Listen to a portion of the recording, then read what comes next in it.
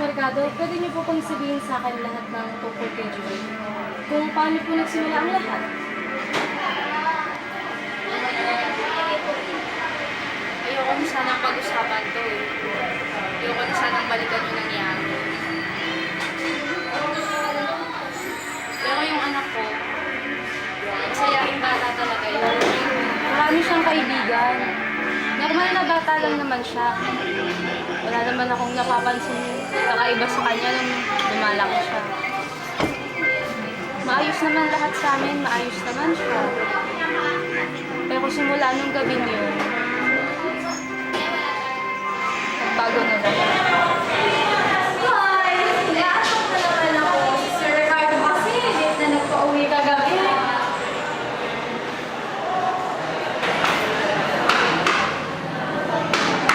Oh my God!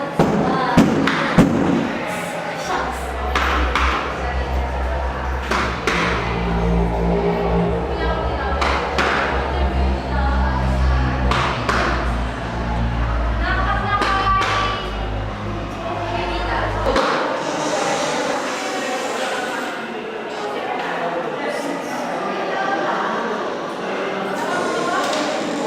Good evening, class.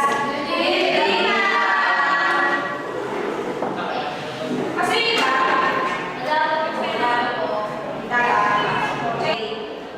Britanya. Present. Dila. Present, ma'am. Roa. Present. Vivian. Present. Mercado. Present. Okay, sige. May dati pa ba? I-discuss na ako. Meron po yan. Siguro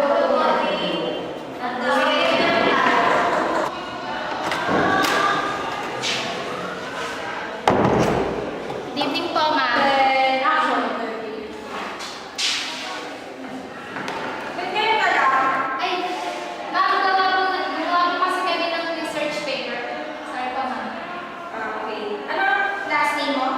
Mendoza po. Mendoza. Uy! Ba't hindi ka nasabi sa mga tao? Uy, bilisan niyo. May magkaklase dito. Nawala sa cellphone ko yung magagawa ko. Ano ba nangyari? Kasi si Sir Ricardo kagabi, late na naman nagpa-uwi. Kaya dumaan ako dun sa shortcut. Tapos, dun sa may shortcut, parang may nasunod sa akin. Tapos, Naglalakad na ako noon, biglang may parang pinakita akong anino na lalaki. Ang hawak ng kutsilyo ata, yung martinidor, hindi ko mag-guess. Ay nako, late na naman nagpa-uwi si Sir Ricardo. Papagalitan na naman ako ni nanay. Kailangan ko na dumaan sa shortcut.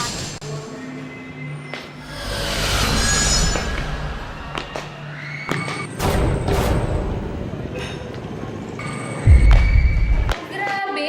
Ano nangyari? Ayun, hindi ko kasi makita yung mukha niya kasi sobrang dilim.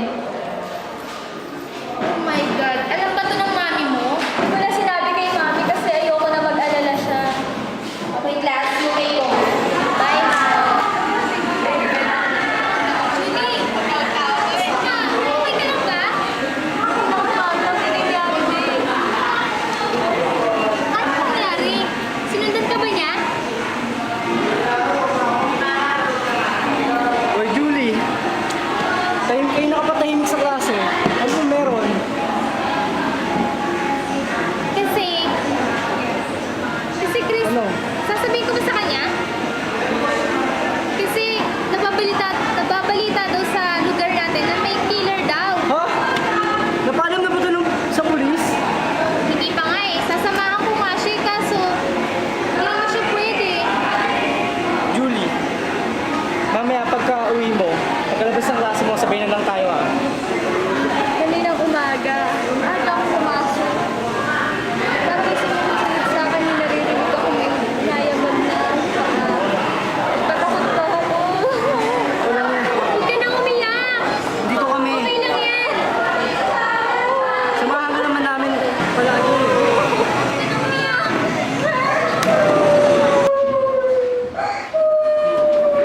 Julie? Julie, ano nangyari sa'yo?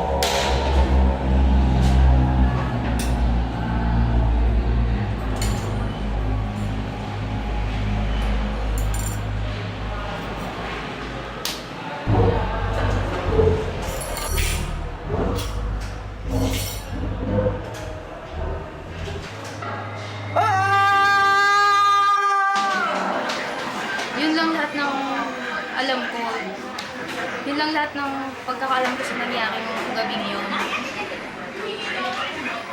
Ayoko na sanang pag-usapan. Ganun mo ba?